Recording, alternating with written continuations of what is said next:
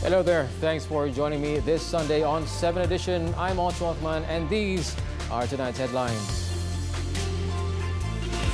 Prime Minister says only the Malays can restore the dignity of their own community. Public calls for cheaper and accessible public transport in Budget 2020.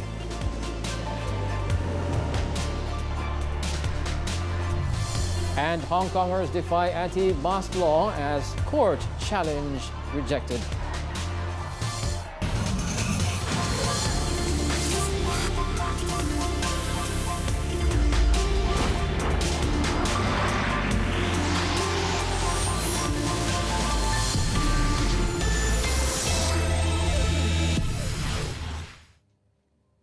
Now, the Economic Affairs Ministry has clarified that Dato' Sri Najib Razak's accusation that the ministry had made a mistake in calculating the annual gross domestic product (GDP) growth needed to hit the 3.4 trillion ringgit target by 2030. In a statement, its minister, Dato' Sri Muhammad Azmin Ali, said the target is achievable and the figure had factored in the current prices as well as inflation rate. The ministry broke it down and said to achieve the target, a 4.7% growth in constant prices should be achieved between 2018 and 2030, with an average inflation rate of 2.3% within the same period. In other words, the target could be achieved with an average 7% growth in current prices between the same period. The ministry clarified that the 4.7% growth rate was a constant price, whereas the nominal prices taking into account the effects of inflation would amount to 7%. Typically, the ministry said GDP values were stated in nominal prices, while GDP growth rates were stated in constant prices. The statement also said the Shared Prosperity Vision 2030 document clearly made a distinction between the figures, according to the nominal and constant measures, making it consistent with Dato' Sri Azmin's remarks yesterday.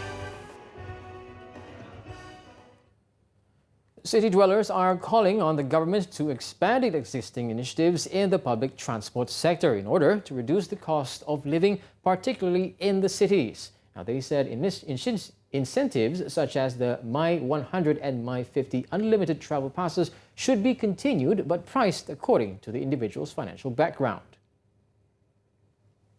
Paskat 100 sebulan tu, jangan limitkan pada macam kita lah. Maknanya kalau student mungkin boleh dapat harga lagi kurang lah. Untuk kita 100 should be okay.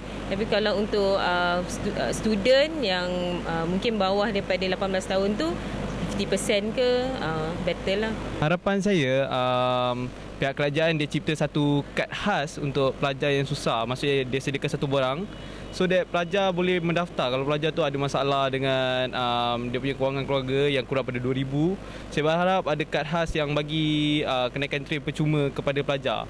So that kalau pelajar tu duduk jauh, dia boleh datang ke sekolah tanpa memikirkan beban untuk pelajaran dia semua. Sebab remaja zaman sekarang kan, kalau belajar tu penting. So saya rasa train percuma tu memang diperlukan lah untuk pelajar yang susah. Tambah bas pun boleh. Itu sebab selalu sesak, banyak kereta. So jadinya aku rasa macam kalau kerajaan invest lagi kat public transport, make sense lah. The My 100 and My 50 unlimited travel passes were introduced by the government in the budget 2019.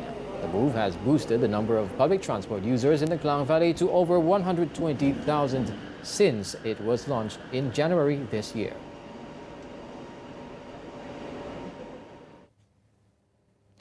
On another matter, police are confident that the Tanjung PI parliamentary by-election on November 16th will proceed smoothly without any untoward incidents. Inspector General of Police Tan Sri Abdul Hamid Bado said today is confident that the process will be carried out peacefully. Saya yakin suasana ataupun proses demokrasi itu akan berjalan dengan penuh kematangan. Dan SOP bagi PDRM itu sudah sedia ada. Tapi saya sendiri tidak menyangkakan ada apa-apa yang tidak baik mungkin berlaku. Saya yakin. Dan kesediaan anak buah saya di bawah. Commenting on police preparations, Tan Sri Abdul Hamid said there is enough manpower for the upcoming polls and that his police personnel are ready to go on duty as and when required. The Tanjung Piai parliamentary seat fell vacant after its MP, Dr. Muhammad Farid Muhammad Rafiq, passed away from a heart attack on September 21st.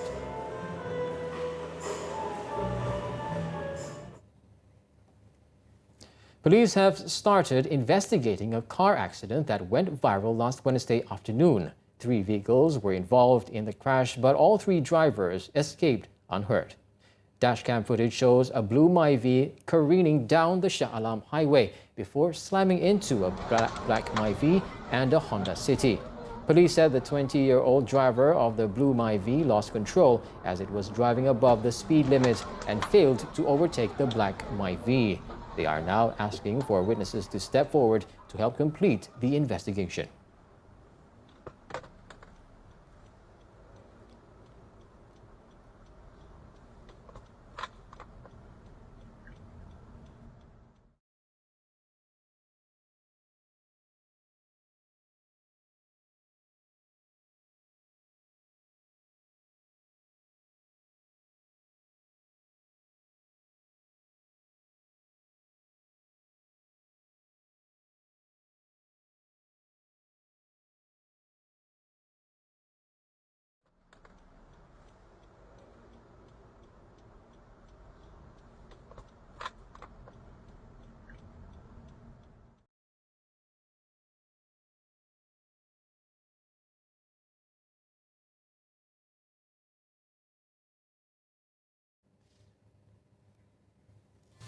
When we return, bus driver gets caught on cam playing handphone while driving.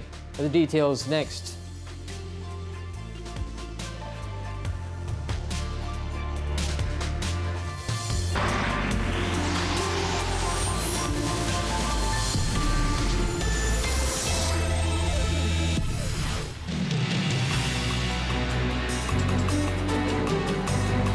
The government will do something lah, barang jangan naik harga loh. Macam mana hidup? Oh, tak boleh hidup loh, cari makan pun susah. Each prices, like I go shopping, I go do marketing, I go shopping. Prices are with 20%, 30% increase. People don't realize. But end of the day, it's pinching the layman. I hope the government in this next budget can control the prices. Just hope there's an increase of budget for all our pensioners. Pensioners are for the whole of Malaysia. And then with the current situation of the economic downturn, with our budget getting about 1,000 plus, I don't think it is sufficient. Until even myself, I have to do like a part-time and off-time job to get things going on.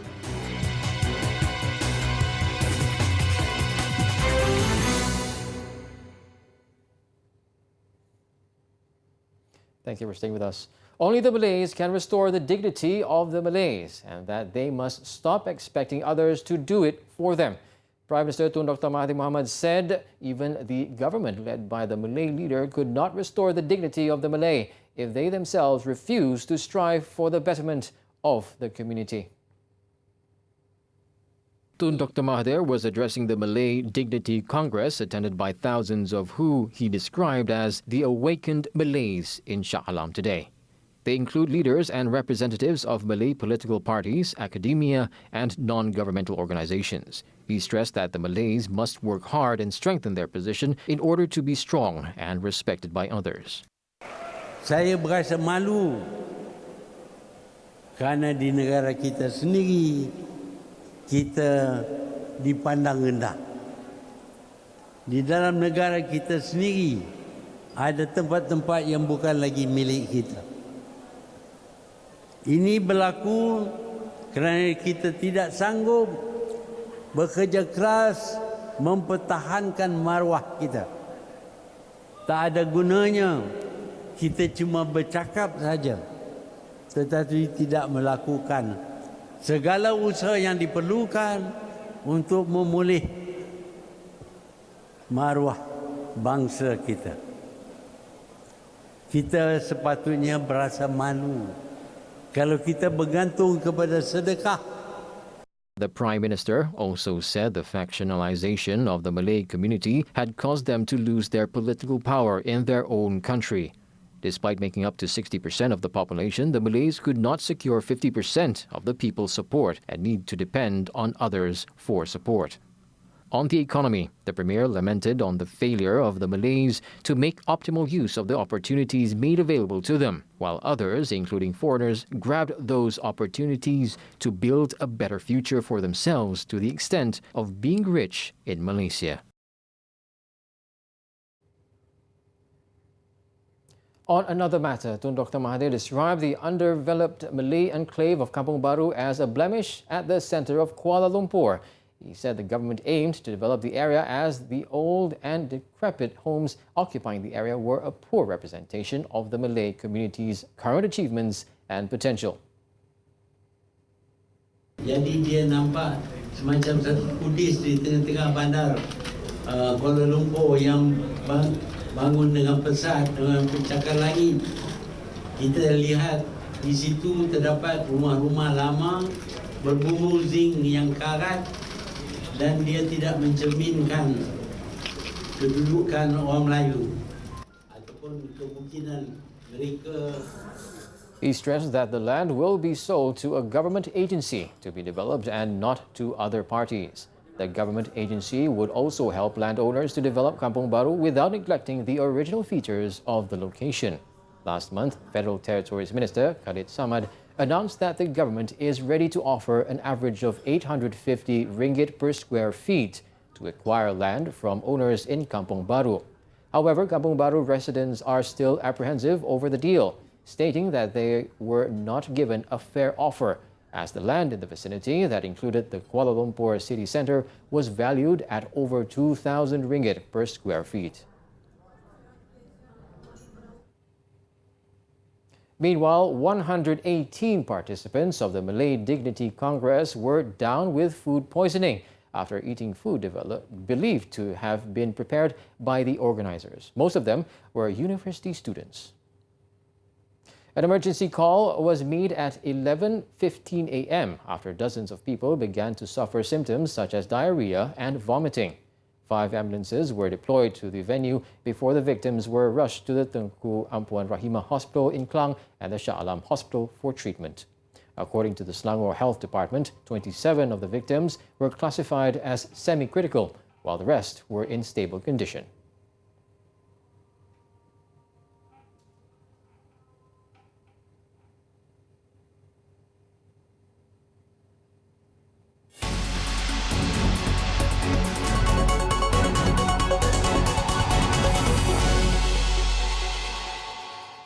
A Hong Kong court rejected on Sunday a challenge to an emergency law criminalizing protesters wearing face masks as democracy activists hit the streets again in defiance of the ban.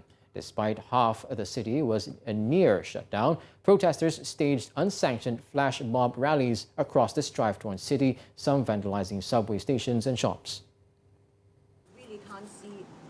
Pro-democracy lawmakers went to the High Court on Sunday seeking an emergency injunction against the ban, arguing the emergency powers bypassed the legislature and contravened the city's mini-constitution.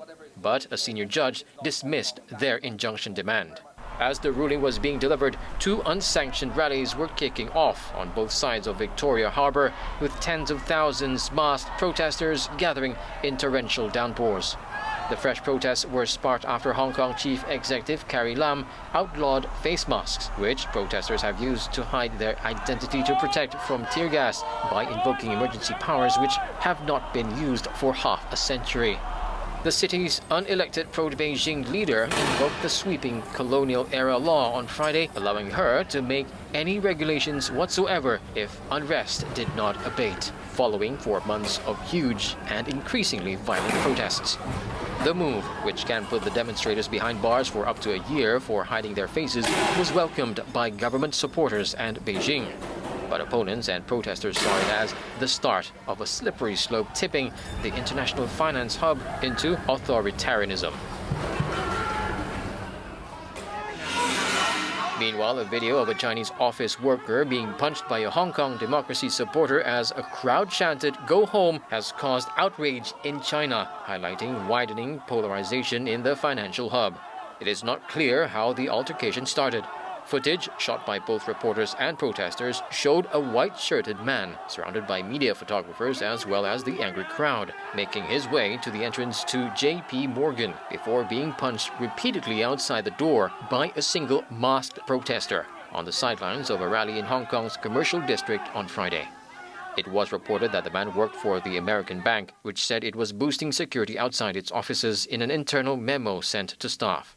The clip has gone viral in mainland China, where news about Hong Kong is strictly censored. One version of the video on Weibo had received more than 11.2 million views by Sunday morning.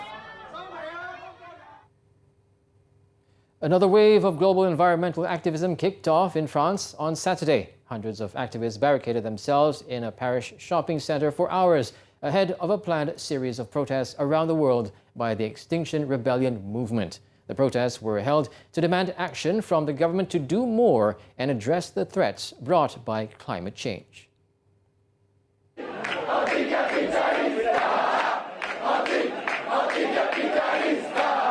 Campaigners faced off against police and some inconvenienced shoppers as they occupied part of the Italie Dio shopping mall in southeast of Paris throughout Saturday, despite police presence. They were also joined by various activist groups, including the Yellow Vests, anti-government protesters, and held up banners with slogans like "Burn capitalism, not petrol" above restaurants and the window displays of fashion boutiques. Police ordered the protesters to leave the area when the mall tried to close up in the evening, but the demonstrators stayed put, blocking the entrances with tables and chairs until eventually choosing to leave in the early hours of Sunday. The protest comes ahead of planned disruption to 60 cities around the world, including Europe, North America, Australia, India, and Argentina. Beginning Monday on a fortnight of civil disobedience from Extinction Rebellion, which is warning of an environmental apocalypse. Established in Britain last year, Extinction Rebellion has become one of the world's fastest-growing environmental movements and have been pushing for governments to declare a climate and ecological emergency, reduce greenhouse gas emissions to zero by 2025, as well as halting biodiversity loss. A sexier body and strong bones. Meet the 2019 Toyota Camry. We'll be right back with the details.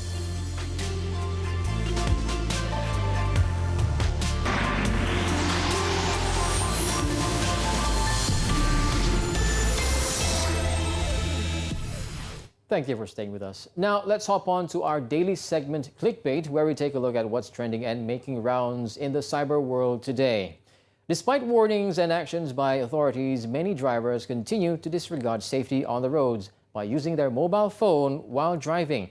This is not only a high risk to themselves, but also extremely dangerous for other users.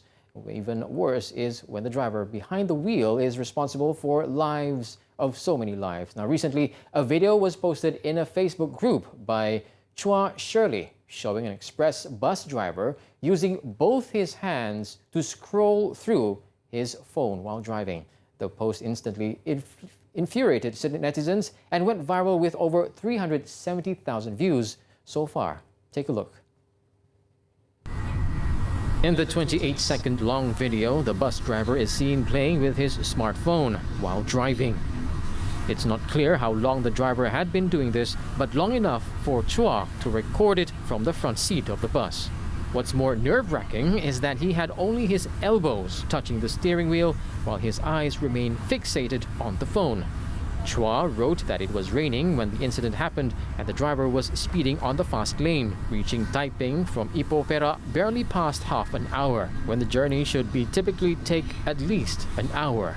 The terrified mother, who was with her son and were the only ones aware of the driver's negligent behavior, had lodged a complaint with the Road Transport Department shortly after the harrowing trip.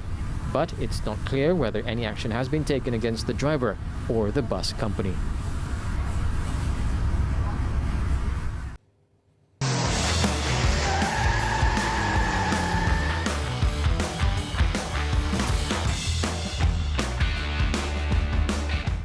Launched late last year at KLIMS 2018, the 8th generation Camry can no longer be labeled as an uncle's car. The 2019 Camry is longer, wider, and sits lower to the ground compared to its predecessor, thus making it even sexier. Sabrina Zainal had the chance to take it for a spin. Have a look.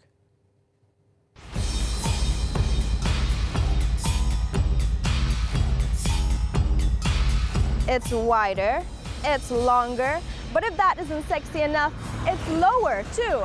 Meet the 2019 Toyota Camry 2.5V. Today we are going to be reviewing the 2019 Toyota Camry 2.5V, which is probably the most dynamic Camry I've ever seen. Now, the label an uncle's car really shouldn't be applied to this machine anymore. In fact, I think even a girl like me can appreciate it. So I'm going to prove it to you. Let's go.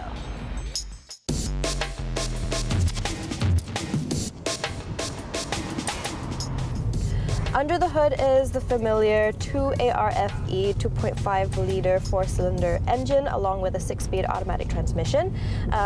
It generates 184 PS and 235 Newton-meters of torque. Now, there's nothing new there with the engine, but you do get new sleek interior design, as well as extensive safety features and cool technology to keep your drive comfortable and convenient. In terms of design, it's not just the flowing bodywork of the new D-segment sedan that's new. The 2019 Camry is underpinned by the Toyota new global architecture platform that's set to improve stability, agility, and safety all at once. The suspension is made up of front McPherson struts and rear double wishbones. Because of the new proportions, this machine now has a more athletic look. In terms of kit, the Camry 2.5V rides on 18-inch wheels and is equipped with automatic bi-LED projector headlamps with LED turn signals, LED daytime running lights, as well as LED fog lamps and LED tail lights. There are also hydrophilic wing mirrors, smooth leather seats with powered front seats, an 8-inch touchscreen display with navigation, a 9-speaker JBL audio system, a 7-inch multi-info display with 2 Optitron dials, and a 10-inch color head-up display. The overall character of the Toyota Camry has noticeably changed altogether. With its new dashboard design, it looks very unique. Apart from the keyless entry and push start, this sedan also has electronic parking brake, sunshades, wireless smartphone charger, and digital video recorder. More than just a sleek new reskin, the beautiful monster is fresh under the skin. On the safety front, the new Camry comes with a Toyota Safety Sense suite of systems, which include pre-collision system, lane departure alert, and steering assist, dynamic radar cruise control, and automatic high beam. This is in addition to 7 airbags, blind spot monitor with rear cross traffic alert, hill start assist, front rear parking sensors, and a tire pressure monitoring system. So this car, like I said, has a lot of really good safety features. But the one I want to highlight is the lane keeping assist, because it could be either a good thing or a bad thing. But for Malaysians, it's actually a really, really, really good thing because, you know, some Malaysians, they like to multitask. They think they're so talented. You know, they like to maybe read a book or the newspaper and play with their phone at the same time, talk to the passengers in the back and do whatever. So at the same time, they don't give signals. They love not giving signals because, you know, that's exactly what you're not supposed to do. But this car, when you go into a different lane without giving a signal, it does this. So now I'm back in my lane. And that was not me, that was all the car. It actually pushed me back and aligned me back onto my lane, which is really, really good. And actually can potentially save people's lives because the other thing is that people tend to fall asleep behind the wheel. It's very common, unfortunately. And you know, when you micro-sleep, you won't even realize it. After like 1 second, you'll be in a different lane, and this can actually wake you back up, keep you more alert, and it encourages you to use your turn signals as you're supposed to do. The price? 196,888 ringgit on the road, excluding insurance, an affordable price for an exciting machine. It seems like the Toyota Camry is officially no longer an uncle's car. Sabrina Zainal, 7 Edition.